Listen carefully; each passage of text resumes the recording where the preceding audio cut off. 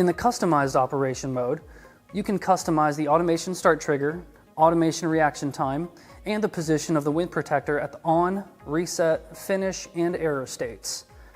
A quick note, if you're splicing in an especially dusty environment, I'd recommend using the normal mode. In this mode, the heater oven door will remain closed most of the time. After your splice, press the heat key to open the oven door, then hold tension on the ribbon while you drop the splice and sleeve into the heater oven. After heating is finished, the heater oven door will automatically open for about 10 seconds, after which it will automatically close again to prevent dust from entering. The next step is to set up the Bluetooth communication link between the splicer, the CT50, and the RS03.